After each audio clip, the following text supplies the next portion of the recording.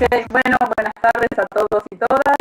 Queremos darles la bienvenida a la primera de un ciclo de charlas que estamos organizando en conjunto con la Fundación Germán Abdala, desde la Fundación Friedrich Ebert. Estas charlas se basan en el título Pandemia y Respuesta Estatal, Análisis de Caso. En esta ocasión tenemos el gusto de tener con nosotros a Florencia Rovira Torres, a quien hemos conocido a través de un excelente artículo sobre la situación en Suecia que editó la revista Nueva Sociedad.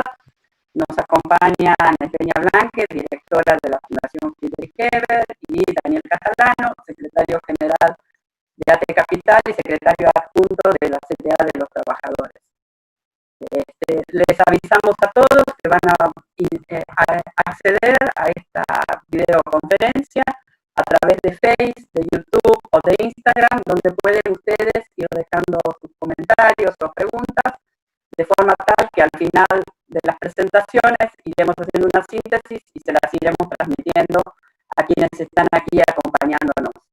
Así que, habiéndole dado la bienvenida en esta charla que ha tenido una respuesta en términos de inscripción muy elevada, y hemos tenido más de 400 inscriptos, la mayoría del Gran Buenos Aires, Capital Federal del Gran Buenos Aires, pero también compañeros y compañeras de las provincias de Córdoba, Catamarca, Corrientes, Entre Ríos, Jujuy, La Rioja, Mendoza, Río Negro, Salta, San Juan, Santa Fe, Tucumán, Chubut, Neuquén, Misiones, San Luis, colegas de Brasil, de Canadá, Chile, Colombia, España, Guatemala, Honduras, México, El Salvador, Uruguay, Panamá, Paraguay, Perú, Venezuela y Bolivia. A todos ustedes les estamos dando una gran bienvenida y agradecerles este acompañamiento.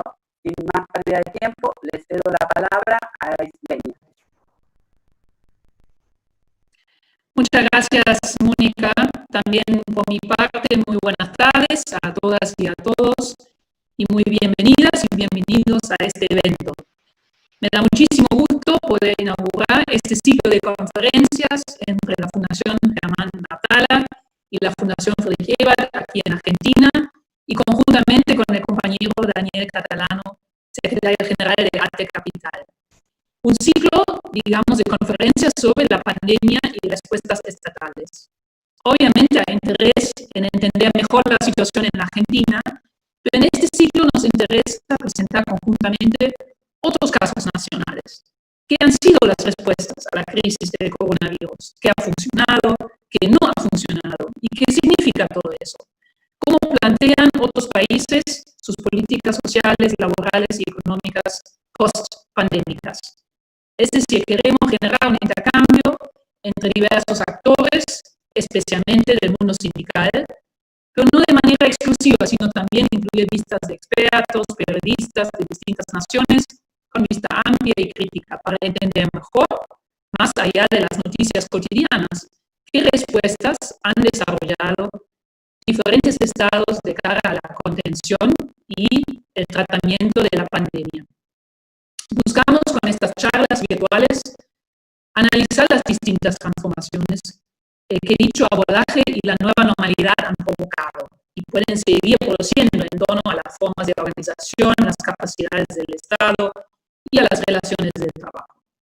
Para nosotros y nosotras en la Fundación Friedrich Ebert, quien representa a la Confederación Sindical de Alemania en el exterior, porque pertenecemos a la misma familia y las mismas raíces socialistas y socialdemócratas, estos debates con actores sindicales y laborales son fundamentales en nuestro trabajo de cooperación y de solidaridad internacional.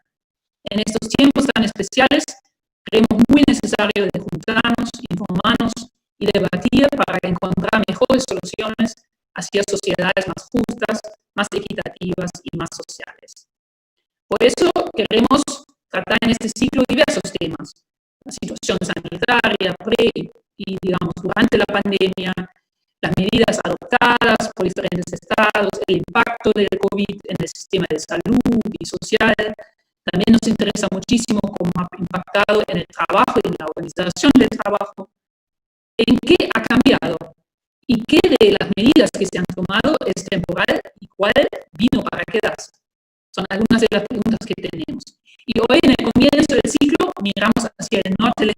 hacia Suecia.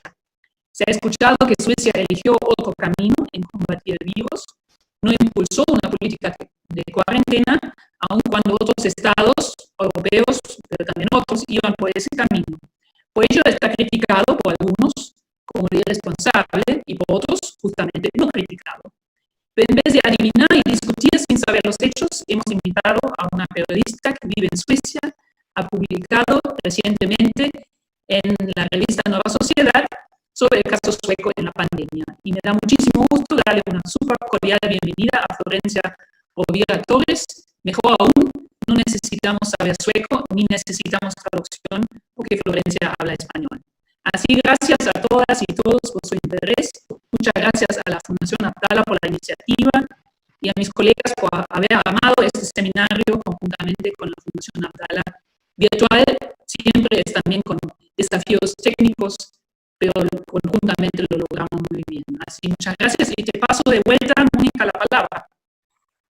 Gracias, Eugenia. Bueno, ahora le estoy cediendo la palabra al compañero Daniel Catalano, secretario general de ATE Capital. Daniel, bienvenido. Bueno, Mónica, Eugenia, Florencia, buenas tardes. Primero, agradecerle a la Fundación EVER y a la Fundación General Abdala por abrir estos ámbitos de pensar colectivamente cómo transitar esta etapa mundial, algo que nos llena de incertidumbre porque es la primera vez que hay una parálisis en el mundo, en casi todo el mundo, y de manera coordinada. Es un hecho nuevo, que no tiene precedentes, por lo que todo lo que viene sucediendo en cada país del mundo es totalmente atípico y se merece de un ensayo y un error. En la Argentina nosotros optamos por una cuarentena desde el Estado Nacional para que la gente pueda tener mejor chance de tener tiempo de organizar el sistema sanitario. Encontramos una dificultad que fue haber traído a todos los ciudadanos que radican en el país que estaban en el momento de la pandemia afuera. Eso aceleró quizás el nivel de contagio que nosotros transitamos. Si miramos otros países de América que directamente han cerrado sus fronteras, han tenido mucho menos casos que la República Argentina. Nosotros hoy estamos cerca de los 100.000 casos, con un promedio de 3.000 casos por día, que si uno lo mira frente a otros países de América es poco. Si uno lo mira de manera doliente frente a la pérdida de la vida, una persona que muere por una causa evitable es una situación irreparable, por lo que transitamos en un país que tiene la cuarentena y que pelea permanentemente con la derecha argentina que obliga o intenta que haya una apertura de la cuarentena para que el mercado se reactive. Hoy miraba los datos de Argentina en el 2001, que fue el momento donde nosotros estábamos en una situación económica muy, muy dañada, y lo miraba porque se está hablando de que la Argentina tiene un traspié económico que nos lleva justamente a vernos a esa época, en donde más de la mitad de la población hoy está en un estado de pobreza, donde el 40% está en una situación de indigencia. Y lo miro porque todos los pibes y pibas que puedan nacer hoy en Argentina dentro de 20 años van a ser adultos, y su crecimiento va a pautar también la situación social de toda nuestra comunidad frente a cómo se va a ir llevando adelante esta crisis económica. La pandemia es una situación que nos obliga a pensarnos en un montón de situaciones que no las teníamos presentes. De hecho, esta conferencia virtual es algo que no estaba en nuestra vida cotidiana, y hoy es una de las herramientas que encontramos para poder comunicarnos no solamente a nivel internacional, sino a nivel local, con compañeras y compañeros de trabajo, para poder ir evaluando de qué manera afrontar la situación que estamos atravesando. Nuestro sistema sanitario por ahora va bien, no está colapsado. Se entiende que para dentro de 15 días vamos a tener el pico más alto de la enfermedad, y si seguimos con este nivel de infección quizás tengamos algunos problemas para resolver, pero en el día a día se están encontrando paliativos que puedan ir dando respuesta, por lo que estamos contenidos estructuralmente.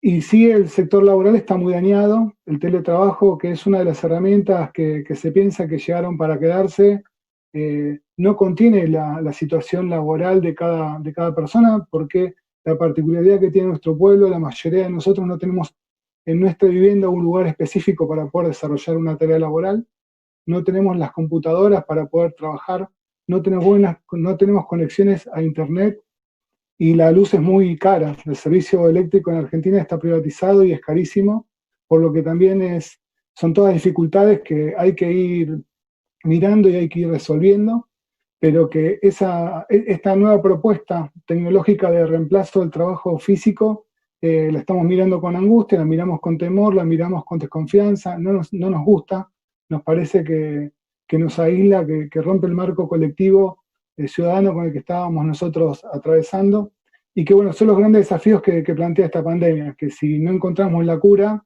habrá que acostumbrarse a vivir con barbijos, habrá que pensar en una redistribución de la población en materia demográfica para desconcentrar las grandes ciudades.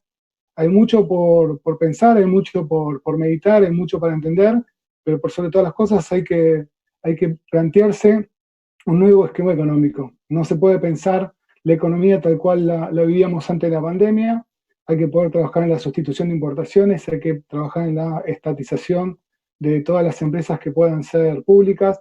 Hay un debate enorme que tenemos que darnos como sociedad, y ya para ir cerrando, porque no quiero excederme, porque yo también te quiero escuchar, Florencia, nosotros en América tenemos una gran parte de la población de la clase media que vive mirando el norte como el objetivo de vida que uno quiere llegar, y por eso era importante por ahí compartir y escuchar cuál es la experiencia de vida de quienes están viviendo en el norte y de qué manera se organizan, porque se piensa que ese estado es el estado más adecuado para poder liberar a los pueblos. Nosotros estamos muy lejos de eso, pero que nos parece sumamente interesante poder escuchar esa experiencia y poder compartirla, para también tener un punto mucho más claro de análisis al momento de poder pensarnos en los países nórdicos. Así que muchas gracias por la oportunidad de compartir. Un abrazo. Gracias, Daniel. Bueno, aprovecho solamente para decirle que hoy nos están acompañando más de 130 participantes. Muchos de ellos están mandando un cariñoso recordatorio al compañero Germán Abdala, que ha dejado una profunda marca en los trabajadores estatales. Así que me parece que bien vale esta reunión, aún virtual, para recordar su trabajo y su lucha en el empleo público. Y paso en este momento la palabra a Florencia Roviro Torres, a quien nuevamente agradecemos su predisposición a compartir con nosotros sus reflexiones sobre la experiencia sueca en este momento de pandemia. Gracias, Florencia, y bienvenida. Bueno, muchísimas gracias por la invitación y gracias a todos por el interés.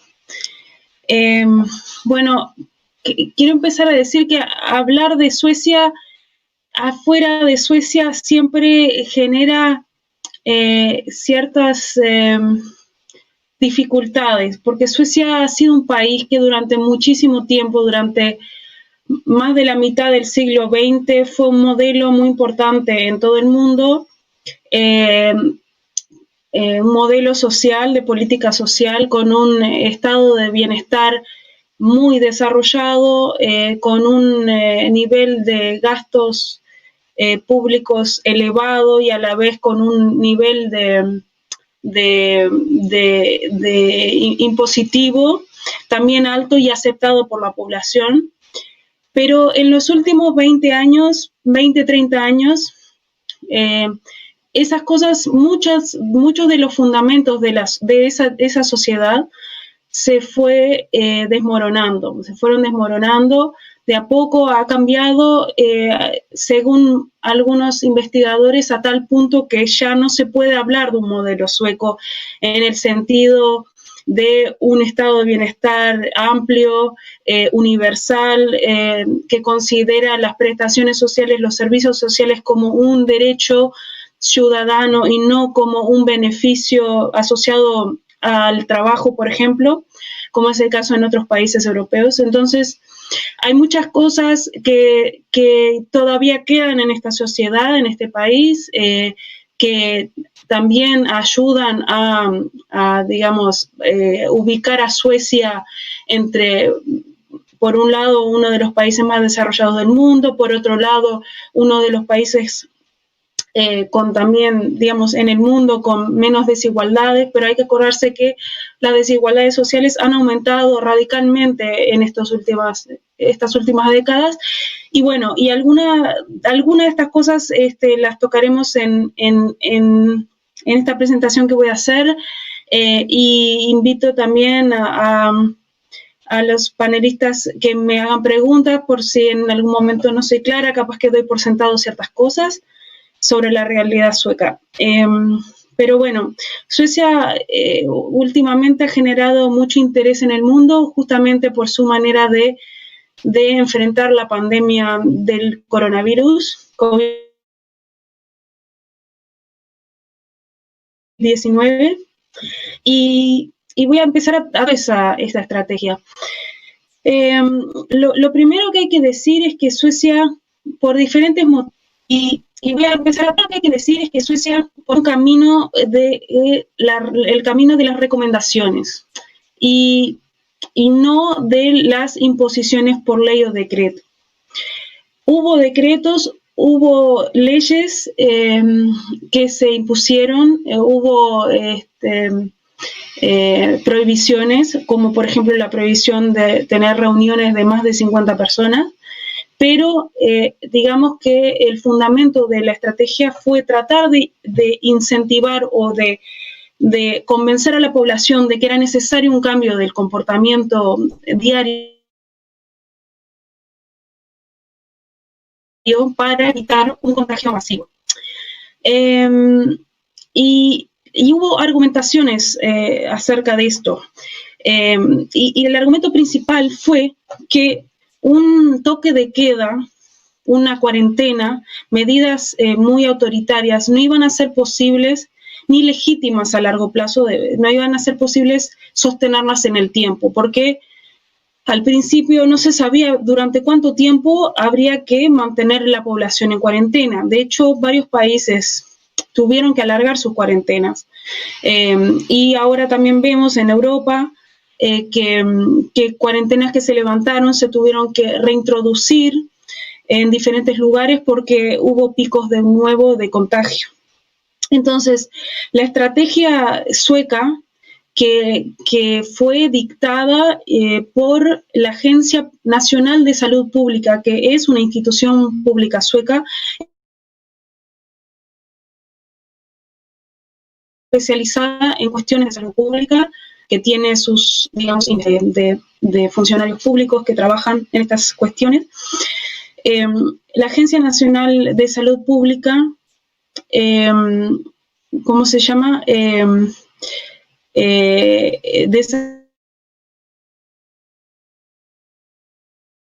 una estrategia que consistía en lo siguiente. Por un lado, la recomendación de intentar trabajar todas las personas que pudieran hacerlo a través del teletrabajo. Otra cosa era que todas las personas que tuvieran síntomas, aunque fueran menores, se quedaran en sus casas, que permanecieran en sus casas y no salieran. También recomendaron que las personas no hicieran viajes que no fueran estrictamente necesarios. Y digamos, el motivo de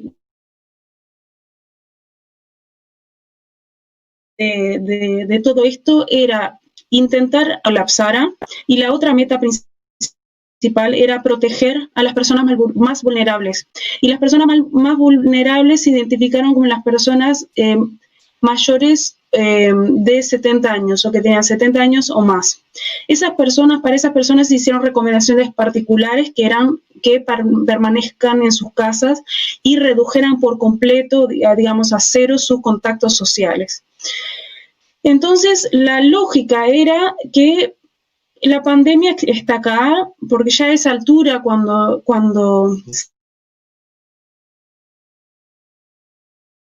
se decretaron estas medidas o no se decretaron, se anunciaron estas recomendaciones, el contagio estaba fuera de control de las autoridades. Ya no se sabía, no se podía rastrear a las personas que están contagiadas. Habían, de hecho, dejado de hacer test a todas las personas que estuvieran contagiadas, sospechosas de estar contagiadas del virus. Y bueno, entonces la lógica era que esa pandemia iba a estar, iba a haber algún nivel de contagio que no se sabía todavía si iba a ser mayor o menor, pero lo importante era proteger a los más vulnerables, que eran los más predispuestos a morir, digamos, si se contagiaban de este virus desconocido. Y esta lógica, digamos, fue explicada, basada digamos, sostenida y defendida, basada en lo que entonces se conocía sobre el virus. Se podría decir que sabiendo ahora que la mayor parte de los muertos por coronavirus en Suecia pertenecieron a este grupo de vulnerables, es decir, supuestamente era el grupo que sí se debía proteger. Bueno, y la otra cara de esto fue que hubo ciertas medidas que se tomaron en otros países, pero no en Suecia. Por ejemplo, no hubo toque de queda, no se cerraron los jardines de infantes, no se cerraron las escuelas primarias, ni los primeros años del liceo, sino solamente se cerraron las universidades. Bueno, en realidad no se cerraron, se pasó a dar clases por distancia en las universidades y en el bachillerato, de los últimos 3 años de la educación secundaria. Y el motivo era que no se creía que los niños fueran afectados gravemente por este virus, ni se sabía si contagiaban o no contagiaban. Entonces se asumió que no iban a ser un vehículo de contagio importante. Bueno. Luego, poco a poco, a fines de marzo, empezaron a comenzar problemas. Hasta entonces, digamos, las autoridades sanitarias, que siempre la cara visible de esta estrategia, la cara visible de todas las medidas, lo que se llama acá, el cargo se llama epidemiólogo de Estado, es un hombre que ahora es famoso en el mundo, se llama Anders Tegnell, y Anders Tegnell todos los días, casi todos los días, a veces tenía algún suplente, explicaba en las conferencias de prensa cuántos eran los casos, cuál era la estrategia, se repetía la importancia de lavarse las manos, de mantener distancia cuando uno encontraba otras personas o en la calle, en la vía pública, etcétera. No ir a trabajar cuando uno está enfermo, etcétera. Bueno, pero hasta más o menos fines de marzo, todos los días en esas conferencias de prensa, la imagen era de que todo iba bien, digamos. Pero más o menos a fines de marzo, a comienzos de abril, la prensa empezó a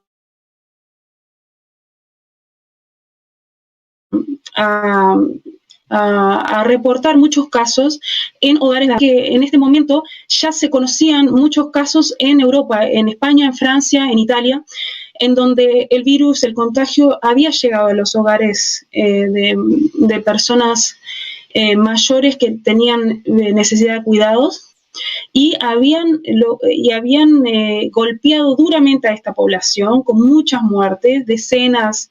En España se hablaba de 20 muertos en un mismo hogar, que ya no daba abasto ni el personal para encargarse de los muertos, etcétera.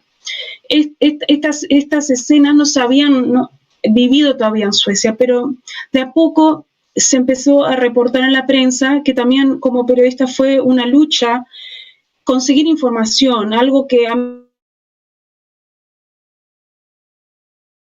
me choqueó, porque Suecia tiene uno de los sistemas más, digamos, de las instituciones públicas por la Constitución, todos los ciudadanos de pedir y de obtener en el mismo día incluso documentación de todas las información de las instituciones públicas, pero fue una lucha conseguir esa misma información, cuántos contagiados había en cada hogar de ancianos. Eso, por ejemplo, tardó en saberse. Bueno, en unas semanas, en cuestión de semanas, se supo que en Estocolmo, que era la región de Suecia más afectada, la región capitalina, 75% de los hogares de ancianos tenían alguien contagiado. En ese momento tampoco todavía se sabía cuántos necesariamente, porque esto lo confirmé yo como periodista, llamaba a los hogares de ancianos y no me decían, bueno, sí me decían que era por secreto médico, no me lo podían decir, aunque no me mencionaran ningunos nombres. Había casos de casos sospechosos que no se testeaban. No se testeaban porque Suecia durante muchísimo tiempo no tuvo capacidad para hacer un testeo masivo. Es otro tema que era poco esperado para un país tan desarrollado como Suecia, que en biotecnología tiene muchas empresas, tiene muchos laboratorios, que el expertise existe, pero no se había desarrollado todavía esa capacidad. Bueno, pero empiezan a surgir estas imágenes, estas noticias, y pronto también se empieza a conocer, porque aumentaron mucho los casos justo en el mes de abril fue el pico más grande que tuvo Suecia, que Suecia tenía, niveles de muertos per cápita muy elevados comparado con sus países vecinos, sobre todo, pero en el mundo también. Si miramos hoy, voy a sacar las últimas actualizaciones, hoy en el inicio de la pandemia con más de 5.500 muertos. Y la cantidad de casos es muy difícil de comparar, es decir, la cantidad de casos de contagiados es difícil de comparar porque justamente Suecia durante varios meses no testeaba casi a nadie.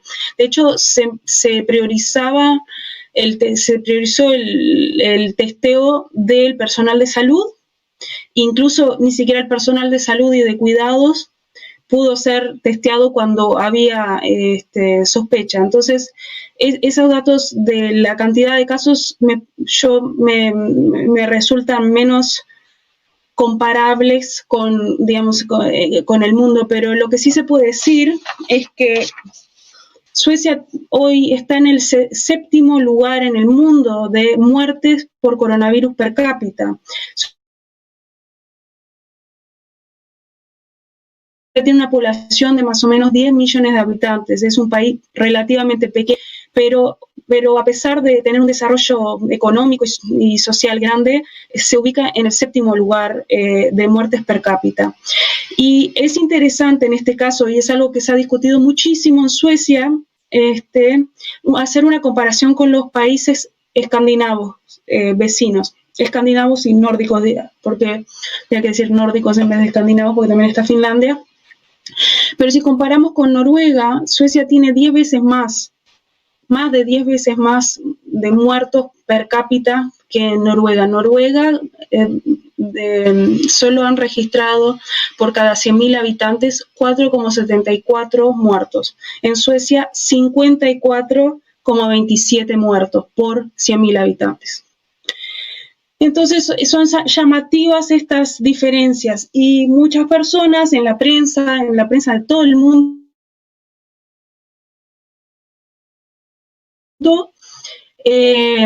señala que en estos países, Noruega, Dinamarca, Finlandia, Islandia no se compara porque es una isla, es un país muy pequeño, pero estos otros países sí tomaron medidas mucho más estrictas que Suecia.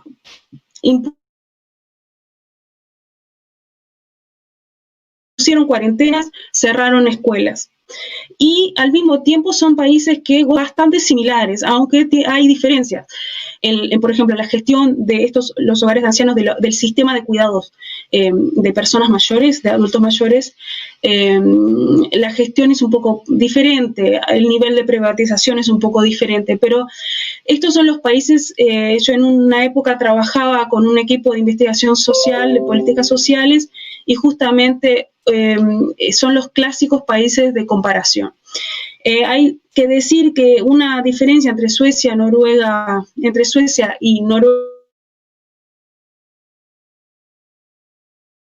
Dinamarca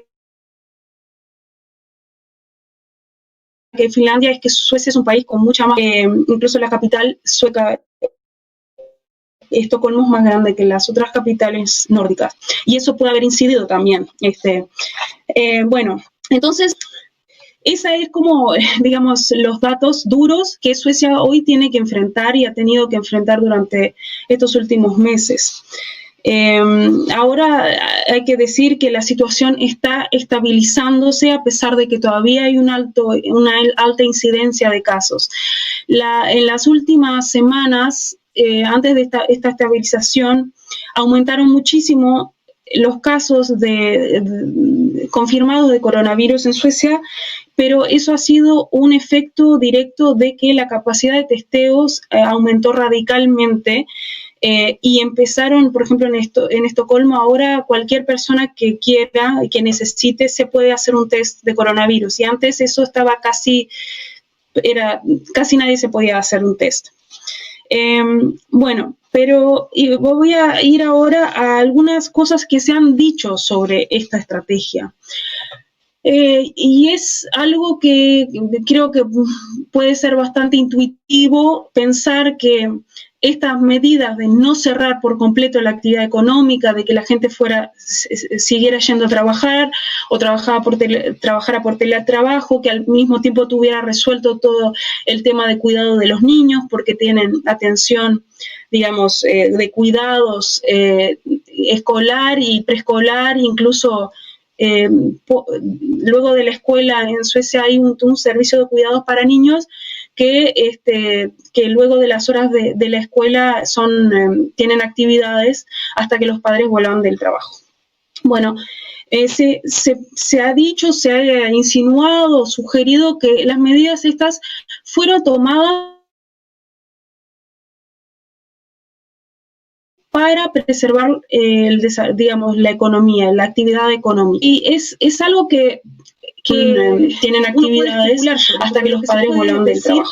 Es que ese no fue nunca un argumento de parte de las autoridades públicas para implementar esta estrategia, sino que hubo otros argumentos, ya lo expliqué como en términos generales, que era que había que aprender a vivir con esto y tratar de encontrar una manera de prolongar las medidas en el tiempo. Otra también fue que había de la parte de la Agencia Nacional de Salud Pública justamente era evitar, por ejemplo, el encierro de las familias, de salud pública justamente era evitar, por ejemplo, el encierro de las familias, los niños estuvieran en sus casas y no pudieran ir a la escuela, eso exacerbaría las desigualdades sociales, por ejemplo. También se habló y fue algo que se discutió mucho porque era la salud mental, de que estar encerrado podía generar muchos otros problemas de salud que tal vez no fueran tan visibles. Bueno, pero lo que me parece importante destacar y explicar, porque es algo que no necesariamente se comprende si uno aplica los modelos políticos de su país al sueco, es que en Suecia el sistema de gestión estatal, de administración pública,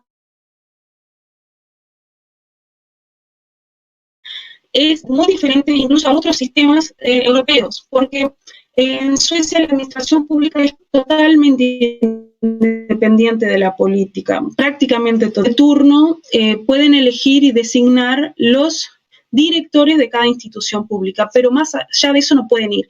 De hecho, la Constitución pública prohíbe que los ministros incidan en decisiones que son de la potestad de la administración pública. No pueden incluso comentar casos particulares. Entonces, eso es algo que está inscrito en la Constitución y es algo que forma el funcionamiento del Estado sueco. Entonces, los ministros tampoco son directamente responsables de la implementación de las leyes. Los parlamentarios,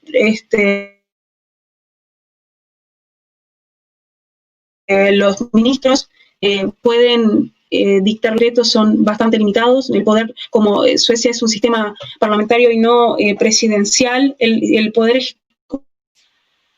ejecutivo tiene un poder bastante limitado. Pero esto es importante porque explica también que las políticas estas o esta estrategia fue resultado de decisiones tecnocráticas, yo diría casi completamente. Eso se cuestiona porque siempre puede haber una duda que haya habido influencia política, que haya habido influencia, digamos, que a nivel de la Agencia de Salud Pública hayan tomado decisiones pensando en la economía, por ejemplo, pero la propia agencia siempre desmintió eso. Y creo que también, digamos, la separación entre la política y la administración pública se vio también en el comportamiento del propio gobierno y de los otros partidos políticos, porque más graves del desarrollo de esta pandemia no hubo grandes cuestionamientos a la ¿cómo se llama?, a la estrategia esta. No hubo una politización de esta estrategia. Y creo que eso es algo bastante propio del juego político en Suecia. Es decir, Suecia, por diversos motivos, en temas digamos, dignidad, temas políticos de consecuencias a largo plazo o que tengan consecuencias para toda la población en general, se tiende a encontrar un consenso. Históricamente ha sido así. Hoy la política es un poco más fraccionada, pero de todos modos había como un sobreentendido que esto es un asunto de los técnicos y que Suecia de alguna manera desde el principio había elegido el camino de escuchar, es decir, el gobierno había elegido el camino de escuchar a que habían sido designados por mérito, digamos, y no cargos políticos, porque prácticamente no existen los cargos políticos. Entonces, también esa, digamos, falta de politización hizo que hubo una falta de discusión sobre estas estrategias. Desde el mundo académico hubo unas pocas críticas, hubo un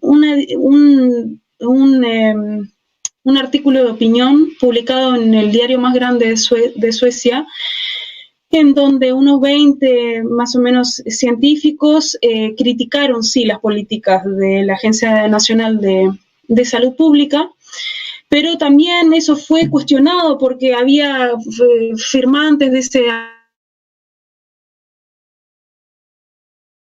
artículo que no se dedicaban al estudio, tenían un arraigo, digamos, una conexión directa con este tipo de cuestiones. Entonces, digamos que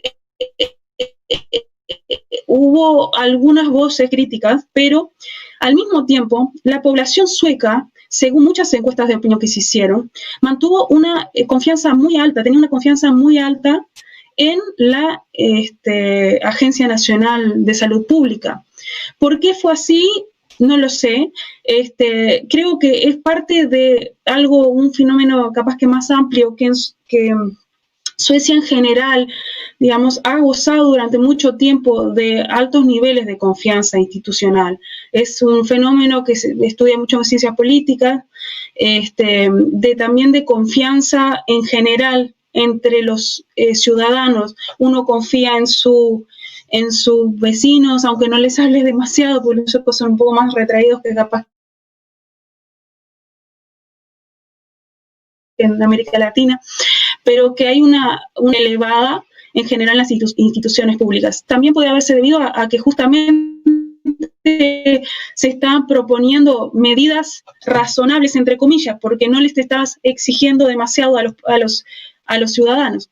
Pero digamos, en ese contexto de alta confianza de esta institución, de esta administración pública, era muy difícil para un gobierno que además es minoritario y de coalición, que hasta hace una semana y media estuvo a punto de quebrar porque le cuesta mucho encontrar consenso político. Mucho al gobierno también políticamente ir en contra de su propia administración, en contra de la tradición política sueca, de confiar en las instituciones, en la administración pública. Y yo creo que eso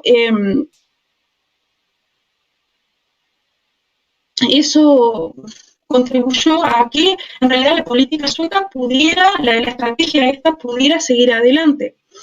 A pesar de que, digamos, las estadísticas en comparación con otros países no estaban muy bien, el número de muertos aumentaba, se mantuvo como, se apoyaron estas políticas de parte de la población y también políticamente todo el mundo se callaba la boca, es decir, no se escuchó durante muchísimo tiempo ningún político de ningún partido, incluso de la oposición, criticar las medidas. Pero de a poco después, como les contaba, empezaron a surgir cada vez más casos en la prensa. La prensa, la televisión, la radio, los medios tuvieron un rol importante para contar qué era lo que estaba pasando, digamos, más allá de los números gruesos, más allá de las recomendaciones y de la estrategia en la teoría, qué era lo que estaba sucediendo. Una de esas cosas que sucedió fue que justamente por la cantidad de casos en hogares de ancianos, el sistema de cuidado, digamos, el estado de la calidad de los servicios que se les prestaba a las personas mayores con necesidad de cuidados. Y Suecia, hay que decir, porque no es así en todos los países, es un país que desarrolló hasta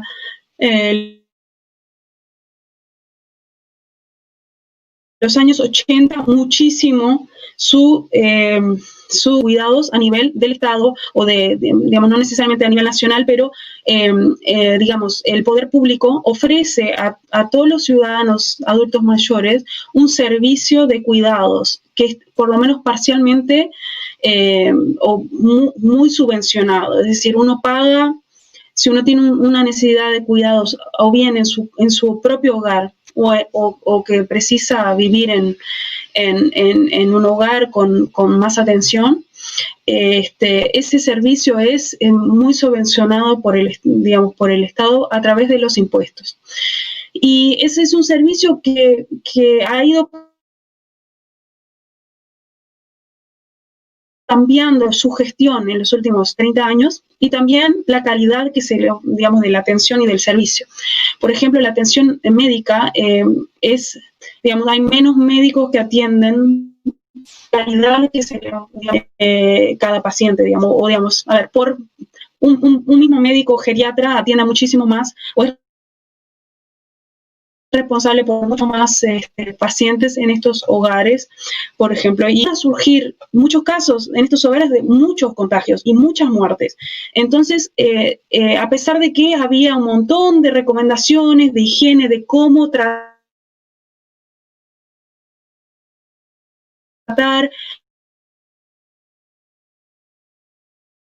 cómo compartimentar contagiadas, las que no estaban contagiadas, igual era como que no se podía entender que hubiesen tantos casos.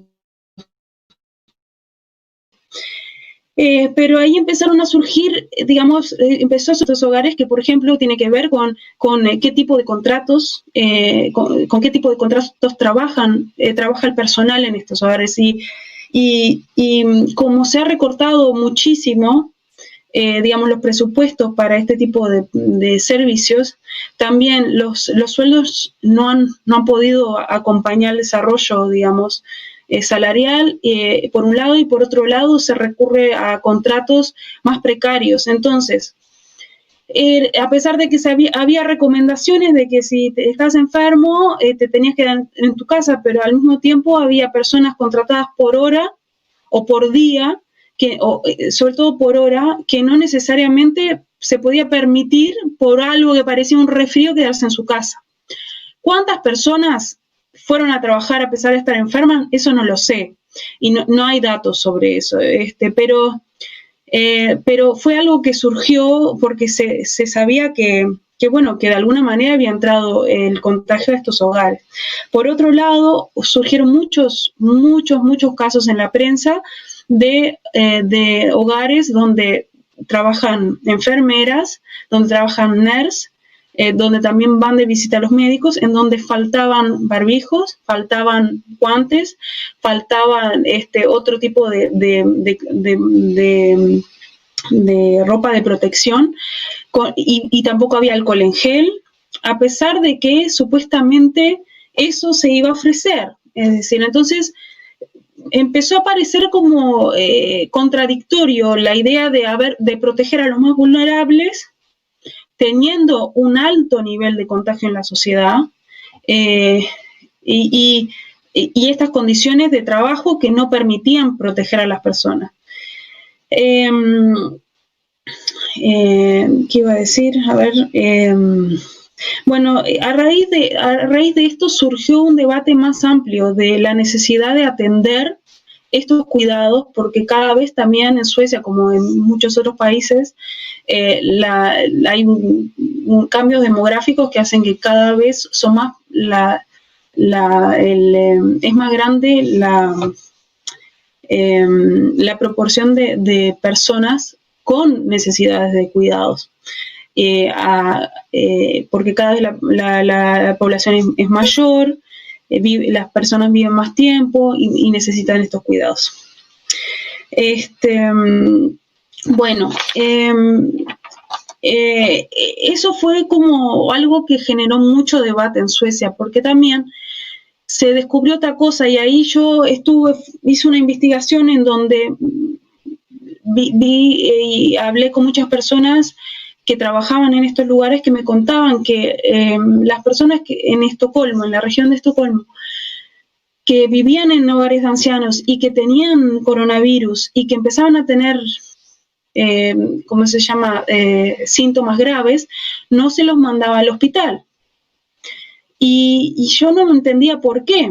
Entonces de repente descubro que la región de Estocolmo, porque en Suecia la salud se gestiona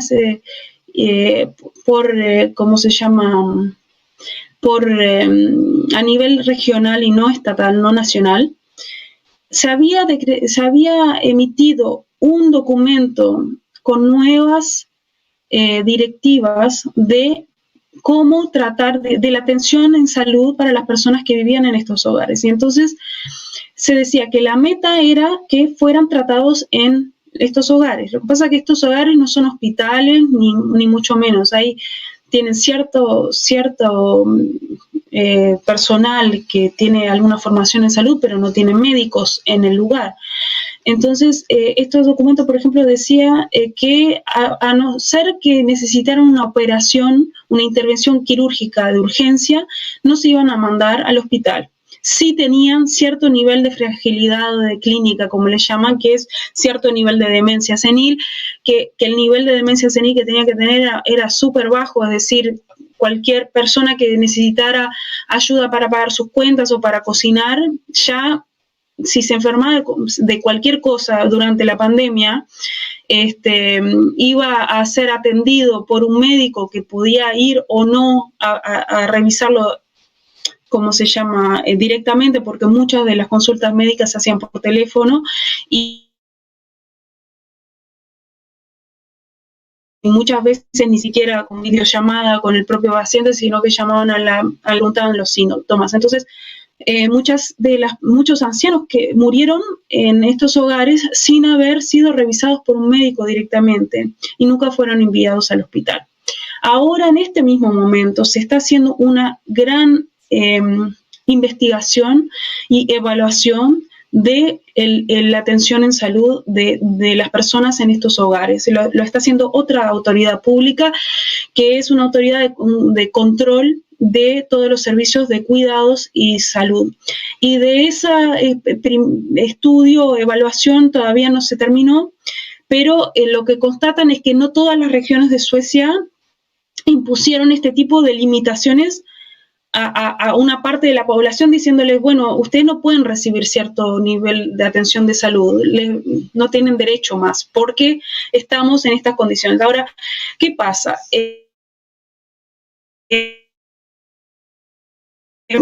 Una de las cosas que repetía la Agencia de Salud Pública durante mucho tiempo era que todo estamos bien. Nuestra estrategia funcionó. ¿Por qué? Porque no se saturaron los servicios de salud. Y no se saturaron, en parte, porque justamente había una parte de la población, o eso es lo que... Eso es la gran sospecha, digamos. Todavía no hay datos que lo corroboren. Pero en Estocolmo, por ejemplo, fue digamos, el objetivo de estas nuevas directivas era que no se saturaran los servicios de salud, y por eso decidir que ciertas personas, es decir, las personas que vivían en estos hogares, no fueran enviadas al hospital a priori, a no ser que, porque en el caso particular hubiera algún motivo particular. Entonces, fue como una manera preventiva de la parte de la región de Estocolmo de evitar que se saturaran los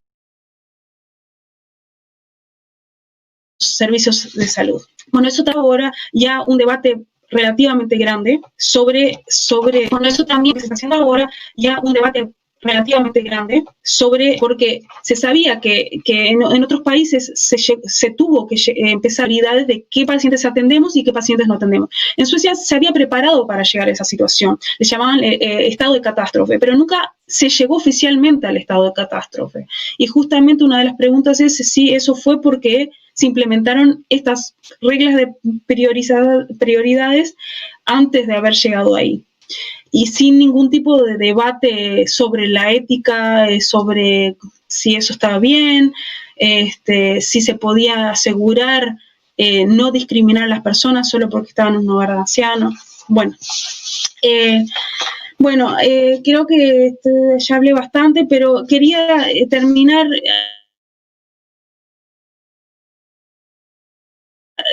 igual con algunas reflexiones generales. Y es que hay que ver un poco la experiencia sueca, porque por un lado, sí, las estadísticas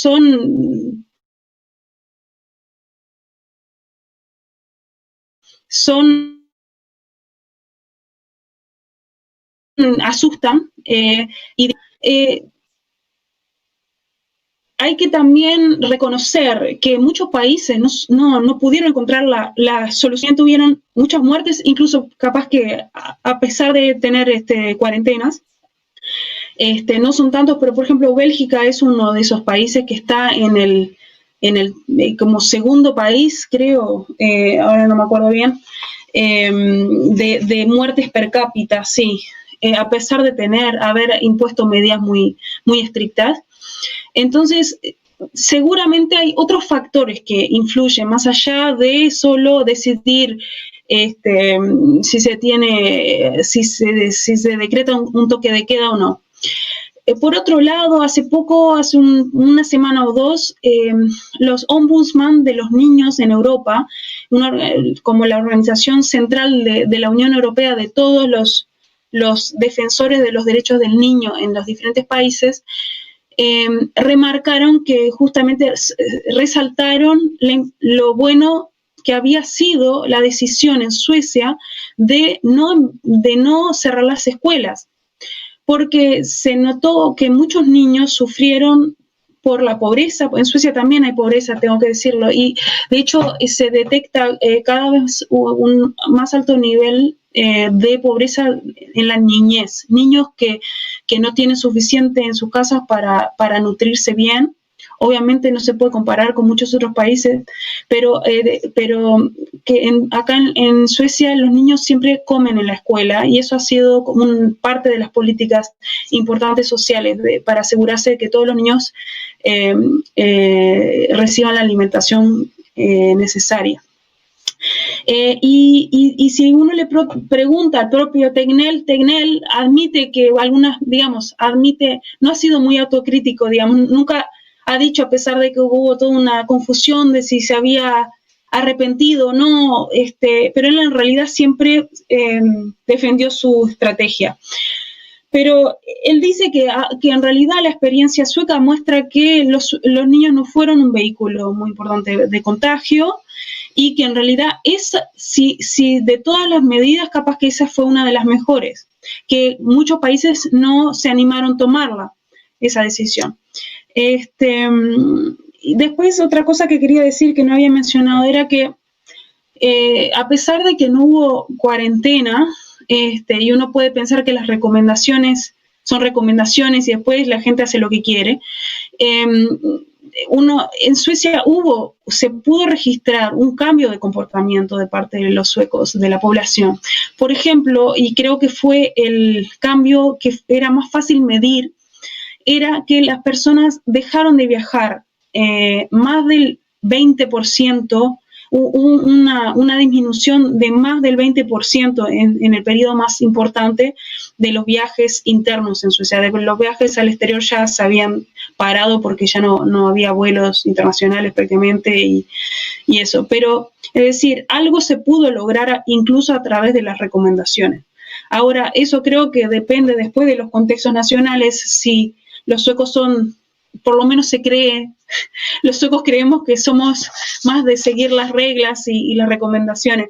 Y al mismo tiempo hay que decir que durante estos meses que yo he vivido acá, me puedo revisar a veces porque la gente no mantiene 2 metros de distancia, etcétera. Entonces, bueno, creo que más o menos era lo que quería contarles, y después si tienen preguntas y les puedo responder, lo haré con mucho gusto. Muchas gracias, Florencia. Sí, hay varios comentarios. Sí me parecería quizás importante resaltar algunos puntos de tu muy buena presentación. Por un lado, esta primera parte donde nos hiciste reflexionar sobre el modelo sueco que todos tenemos en la cabeza y el modelo sueco que existe en la actualidad. El impacto de los temas de precariedad o informalidad laboral sobre el tema del cuidado, particularmente el cuidado de salud en temas de pandemia. Esta interesante reflexión sobre la división entre lo que nosotros llamaríamos los cuadros técnicos y los cuadros políticos del Estado, cómo se toman las decisiones, el nivel de decisión que tienen las autoridades más de tipo político sobre las autoridades técnicas. Y fundamentalmente, en tu última parte de la exposición, este establecimiento de prioridades sin un debate ético o político acerca del impacto en la sociedad. Voy a mencionar muy rápidamente algunas de las adhesiones que has tenido y algunas preguntas que nos han acercado. Bueno, por supuesto, la Mesa de Mujeres Fuerza Sindical envió su apoyo, la Confederación de Educadores Argentinos, More Scarpino, que es exdiputada provincial, personal del Instituto Antonio Cafiero, gente del Sindicato de Trabajadores de la Industria Lechera, la agrupación Pocho Leporati de ATE Conicet de Capital, personal de técnicos aeronáuticos, la Fundación Ramón Carrillo del Chaco. Y en términos de las principales preguntas o reflexiones que ha despertado tu muy interesante exposición, hay algunas que se referían, si ustedes tienen alguna vaticinio sobre la posibilidad de la existencia de vacuna, la intervención de los laboratorios suecos. Voy a hacerte un par de preguntas, así las puedes ir respondiendo tranquilamente. Bueno, Graciela Ábalos pregunta sobre medidas que se tomaron respecto de los familiares de los residentes de los geriátricos. ¿Qué dispositivos se evaluaron o se pusieron en práctica respecto de temas de salud mental? Si vos tenés conocimientos de eso. Mónica Spur pregunta si no influyó entonces el argumento de la cercenación de libertades en la toma de medidas preventivas.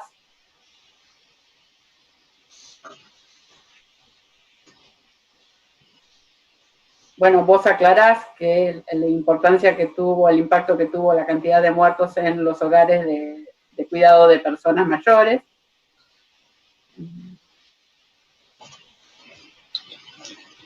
Y una pregunta que hace a Amado Cabañas Insaurralde: ¿qué organismo estatal representa los centros de control de enfermedades? Me imagino que es esa la pregunta que está haciendo. Así que le cedemos la palabra.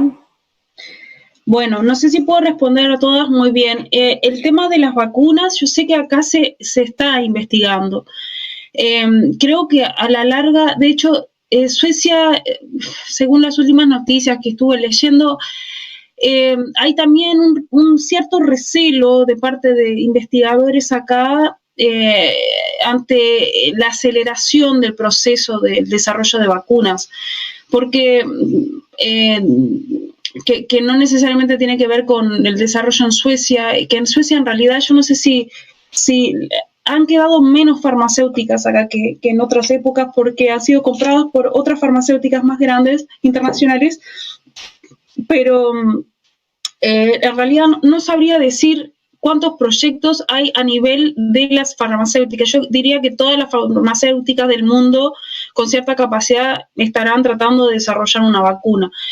Sí hay investigación sobre tratamientos y vacuna también a nivel de las universidades, pero a lo que iba era, no sé, es unos comentarios, parte del debate que hubo en Suecia era sobre el riesgo que puede haber si se lanza una vacuna demasiado temprano, de que la vacuna que a cierta parte de la población no sea eficaz o le pueda incluso empeorar el cuadro de enfermedad si se enferman, pero la verdad que no sé bien, no sabría decir exactamente a qué nivel está el desarrollo de vacunas en Suecia. Yo misma no lo he tratado ni estudiado. Después, con respecto a las medidas que se tomaron con los familiares de los residentes, yo no lo nombré, pero primero hubo recomendaciones de la parte de la Agencia Nacional de Salud Pública de evitar de que todos los hogares prohibieran las visitas de los familiares para evitar el contagio. Y unas semanas después, cuando ya se habían constatado algunos casos de contagio en estos hogares, ahí el gobierno sí decretó una prohibición de visitas de los familiares. Entonces, para muchas de estas personas fue terrible, porque no solo no recibían capaz que la atención que necesitaban en salud, sino que los propios familiares, y quiero aclarar que yo no tengo ninguna prueba de que esto haya sido generalizado. Lo que sí sé es que sucedió en muchos casos, y en mi actual trabajo, que trabajo en una agencia de noticias que justamente se dedica a reportar y a investigar todas las instituciones públicas suecas, se ven todavía varios, denuncias en las que los familiares no han sido informados de que sus familiares que están en estos hogares, enfermos de coronavirus, reciben cuidados paliativos. Es decir, que el médico tomó una decisión de dar tratamiento paliativo y, por ejemplo, sin oxígeno, porque uno de los problemas muy graves del coronavirus, de la infección de coronavirus, es que la capacidad respiratoria es severamente afectada. Entonces, uno de los tratamientos comunes es darle oxígeno a los pacientes para que puedan oxigenar mejor la sangre. Pero el oxígeno, en principio, no existe en los hogares de ancianos. En teoría puede ir un equipo y y darles oxígeno si lo necesitan. Pero en muchos casos esto no sucedía. Entonces yo cubrí casos en donde, por ejemplo, una familia que perdió un familiar que no era ni siquiera muy veterano, tendría unos 70 años, tenía una demencia inicial, no muy severa, el hombre se movía solo, caminaba por la ciudad, se tomaba un subte, se tomaba un ómnibus, y él falleció sin que los familiares supieran que se había tomado una decisión, el médico había tomado una decisión de solo darle tratamiento paliativo. Entonces hay muchos familiares que se vieron como excluidos incluso de las decisiones médicas que se tomaban sobre estos pacientes. Eso es algo súper problemático y que el médico en realidad en algunos casos no tiene la obligación de informar, pero se le recomienda fuertemente que sí involucre todo lo que sea posible a los familiares. Pero fue muy duro también para aquellos que sobrevivieron el coronavirus, pero no podían ver a sus familiares. Entonces eso es otro, digamos, problema que no es único de Suecia, porque ha sucedido en muchísimos países, que el aislamiento que ha conllevado justamente las diferentes cuarentenas, aunque hayan sido parciales. Pero bueno, sí, esas fueron las medidas que se tomaron con respecto a los familiares. De hecho, incluso en un momento se discutió que habría que dejar a los familiares estar, si se sabía que un paciente en una residencia de estas estaba a punto de morir, dejar a los familiares ir a visitarlo. Y en algunos casos, eso se dejó en realidad, esa decisión se dejó a la merced de cada hogar, es decir, los directores o directoras de cada hogar decidían en qué casos dejaban o no a los familiares despedir a sus enfermos en estos hogares. Pero, ¿qué iba a decir? A pesar de que se tomó, digamos, se decretó una prohibición de visita, igual digamos, el contagio entró a estos hogares. Y hay un detalle que ahora capaz que me voy un poquito del tema, pero me olvidé decirlo, que lo que sí se pudo ver en comparación con otros países nórdicos es que la cantidad, digamos, la tasa de mortalidad en estos hogares comparado con la cantidad de casos que tenían fue la misma, pero lo que pasa es que tuvieron muchísimo menos casos de contagio. Entonces el contagio en general en la sociedad fue menor y entonces en consecuencia el contagio también en estos hogares fue menor. A ver, después había apuntado acá si no se si se evaluó en las medidas preventivas el tema de la cercenación de las libertades individuales. Creo que implícitamente fue así, porque es una cosa que no mencioné, pero Suecia es un país que no ha tenido una guerra en más de 150 años. Es un país en donde, digamos, las libertades individuales y democráticas son bastante amplias. Entonces, creo que era como, digamos, que estaba medio sobreentendido, que no, por ejemplo, no podías patrullar las calles con militares. Eso es algo que nunca, digamos, no es que nunca se vio en Suecia, pero en muchísimos años eso no sucedió. Suecia, no, creo que esas medidas son particularmente difíciles de proponer políticamente en un país como Suecia, porque se da por sentado que eso no debe suceder.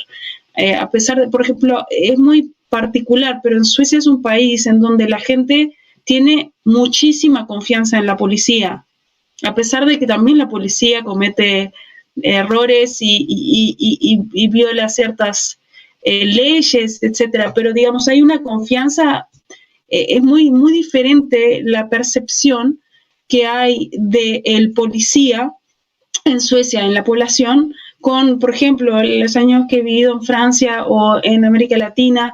La percepción de los policías es como una idea de una persona mucho más agresiva, autoritaria, y acá la idea es que, bueno, con un policía te va a ayudar, es una persona simpática, entonces creo que ya de por sí como que la idea del rol que deben cumplir las fuerzas, digamos, de seguridad o del orden es un poco diferente.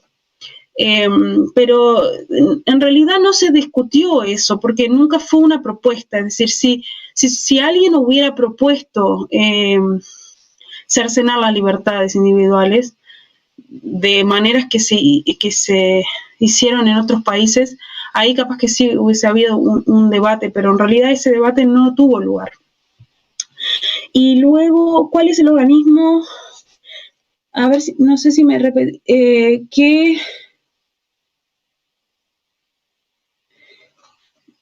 Perdón, me parece que no apunté bien esta pregunta. Creo la última pregunta... Preguntan sobre el Centro de Control de Enfermedades. Si hay algún organismo dedicado a eso. Es que sí hay, no sé bien qué quiere decir un centro de control de enfermedades, pero sí hay a nivel de cada región un médico, hay todo un sistema que está asociado con la Agencia de Salud Pública de control de enfermedades y control de contagio. Entonces, cada región que es al nivel regional que se administra el sistema de salud y donde se financia también, está el médico responsable de esas políticas de control de enfermedades, y ellos, entre otras cosas, han sido parte de las políticas que cada región desarrolló para combatir el virus y el contagio.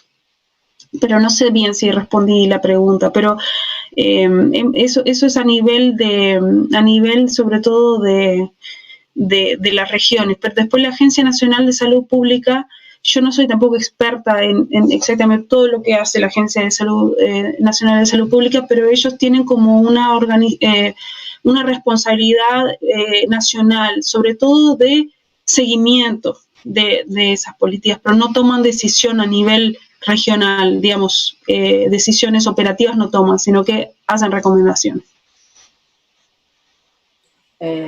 Bueno, muchas gracias, Florencia. Te hago llegar una última pregunta. ¿Tenés algún conocimiento sobre recomendaciones que hayan hecho para los docentes al haber estado en las escuelas abiertas, haberse decidido eso, en términos de nuevas condiciones de trabajo del sector docente? En realidad no conozco mucho. Yo sé que han seguido las escuelas funcionando, y también ha habido, los casos que hubo fueron casos de docentes en las escuelas, es decir, los casos de los que se habló de coronavirus era que, por ejemplo, una escuela tuvo que cerrar una semana porque no había docentes para dar las clases. Entonces, sí ha habido discusiones, creo, a nivel sindical.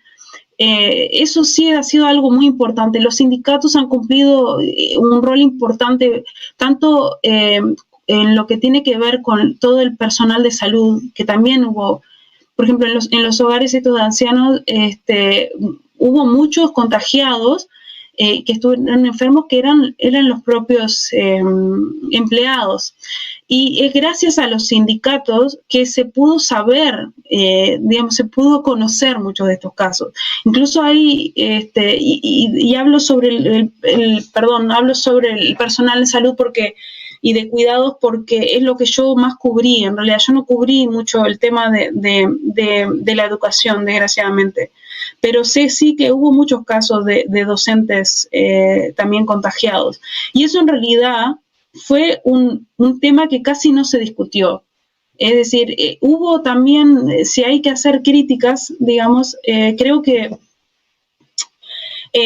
uno de los temas que tardó muchísimo, una de las propuestas políticas que tardó muchísimo en implementarse, fue la promesa de una subvención económica para aquellas personas que pertenecieran a un grupo de riesgo y no se consideraran que pudieran ir a trabajar a raíz de eso. Es decir, había un montón, ahora no me acuerdo exactamente todos los grupos de riesgo, pero por ejemplo entre ellos había personas que estaban cursando un tratamiento de quimioterapia, personas con problemas cardíacos, personas con, enfermedades autoinmunes. Entonces, a esas personas se le prometió muy temprano un tipo de compensación para no tener que ir a exponerse a su trabajo a ser contagiado. Pero eso tardó muchísimo tiempo, creo que fue muy reciente, y también creo que se ha hasta llegado a cuestionar si está funcionando bien o no, digamos, quién puede acceder o no a ese beneficio, que en realidad ha sido vital para muchas personas. Porque de alguna manera cuando no se decreta la cuarentena también se lo obliga a las personas a seguir trabajando, y frente al empleador, en algunos trabajos tu empleador te puede decir, bueno, yo entiendo que sí, que no tenemos que tomar medidas para que no seas contagiado en el trabajo. En muchos lugares eso se logró a través del teletrabajo, pero no todo el mundo podía hacer teletrabajo, obviamente. Y bueno, y los maestros y los docentes es uno de esos grupos de las escuelas, los jardines de infantes. Y bueno, hay eso es también otro tema, pero ha habido conflictos muy grandes de parte de los sindicatos, porque hay un escándalo enorme que todavía se está saldando en las cortes ¿cómo se llama? Acá se llama, hay una corte especializada en temas del ambiente laboral y las reglas de la protección de los trabajadores. En donde hay un organismo estatal que debe velar por la salud laboral.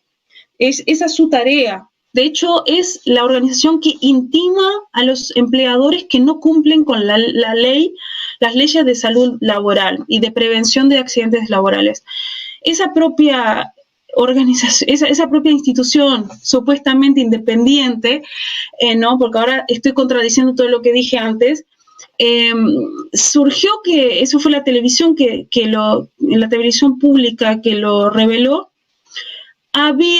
Se había reunido con la organización de empleadores de las regiones, que son justamente las que emplean a los médicos, a las enfermeras de los hospitales, y también de todo lo que es la atención en salud. Y habían decidido en una reunión no recomendar el uso de barbijo y de visera al mismo tiempo, porque había una presión de los empleadores de que eso era una exigencia demasiado alta. Pero en la propia institución esta, que tenía sus propios expertos, un experto había escrito en un informe que justamente había que recomendar el uso de los dos materiales de protección. Entonces, esta institución salió con un nuevo documento que lo había acordado, escrito junto con la organización de patronal, sin que hubiese estado presente las organizaciones sindicales, pero además había borrado y sacado de sus archivos el documento de este experto, de la propia organización, de la propia institución, que recomendaba lo contrario. Esto fue un escándalo monumental en Suecia, porque justamente, y esto también, perdón, me olvidé de decirlo, pone en cuestión y pone en entredicho el sistema de la independencia de las instituciones públicas. Y también, de que deben ser basadas en mérito y mérito técnico y no ser regidas por intereses políticos o económicos. Así que sí, ha sido una lucha, se nota que el conflicto, si hay un conflicto, si no fue en el ámbito político, sí existió ese conflicto en el ámbito sindical, que Suecia es un país que tiene un alto nivel de sindicalización de sus trabajadores, aunque también en los últimos 30 años ha bajado. Bueno, me habían preguntado sobre la salud mental, pero me acuerdo, pero no sé bien qué decir, porque en realidad no sé, digamos, se discutió. Sí, se ha discutido, por ejemplo, la Agencia Nacional de Salud Pública ha exhortado a las personas de mayores de 70 años de que no se queden encerrados en sus casas, que salgan, que caminen, que se encuentren con sus familiares afuera a una distancia, familiares o amigos a una distancia de 2 metros, pero que no se aíslen. En ese sentido sí ha habido como cierta conciencia y cierta discusión de que el aislamiento es algo que puede afectar muy gravemente a muchas personas. Bueno, muchas gracias, Florencia. Hemos recibido muy buenos comentarios de tu presentación y de esta idea de realizar estas charlas sobre otras experiencias de política. Y para ir finalizando, quisiera cederle finalmente los comentarios últimos a Esbenia y a Daniel, en ese orden, si les parece. Así que, Esbenia, te cedo la palabra. Sí, muchas gracias, Mónica. Espero que se me escucha bien, porque hay sonido acá en la casa ya a esa hora. Bueno, por mi parte, por parte de la Fundación Friedrich Ebert, muchísimas gracias, Florencia, por tu insumo. Yo creo que es muy importante escuchar a fondo los detalles sobre también qué está pasando en otros países, aún un país muy lejano como Suecia, pero siempre como referencia, ¿no?, en ciertos debates, y yo creo que es súper importante ponernos al día en esto, y creo que hemos aprendido muchísimo, y a mí personalmente me gusta mucho que has escrito en Nueva Sociedad y después podemos invitarte a un foro como este con contrapartes nuestros, como la Fundación Abdala y obviamente también AT Capital. Así, para todos los que nos escuchan, eso fue el primer evento de este ciclo, así quédense con nosotros porque más adelante va a venir otra invitación para discutir otro debate. Y bueno, te paso la palabra, Daniel. Bueno, muchas gracias, Esbenia, muchas gracias, Florencia. Importantísimo poder conocer de primera mano lo que está sucediendo en el país donde está viviendo. A veces uno tiende a idealizar determinadas ciudades, determinadas culturas, determinados países, y esto quizás ayuda a aquellos que reniegan mucho de su identidad latina a poder valorar lo que tenemos, cómo lo tenemos, y en todo caso poder aprender de otras culturas para poder errar lo menos posible. Así que muy buena tu intervención, me quedé sorprendido en el marco de la niñez, ¿no? Que fue como de alguna manera quienes terminan siendo los que se inician en una situación de quizás no contagiar, y entonces que avancen en lo institucional, con todos los temores que nosotros tenemos sobre los cuidados intensivos de los pibes y las pibas. ¿Qué decisiones estructurales han tomado que tienen una fuerza increíble respecto de la sociedad? Yo no me atrevo a decir si fue bueno o fue malo lo que han hecho en tu país. En todo caso, será la propia comunidad la que tiene que tomar decisiones respecto de esa situación. Sí, valoro muchísimo tu intervención y te agradezco el haber compartido con nosotros y nosotras esa experiencia de vida, así que muchísimas gracias. Bueno, gracias a ustedes. Gracias a vos, Florencia, Esbenia, Daniel, gracias por acompañarnos, y los invitamos a continuar con este ciclo de charlas y a profundizar el debate sobre un tema de las políticas durante y después del COVID-19. Gracias a todos y a todas por acompañarnos, que tengan todos muy buenas tardes. Nos estamos viendo. Saludos, gracias.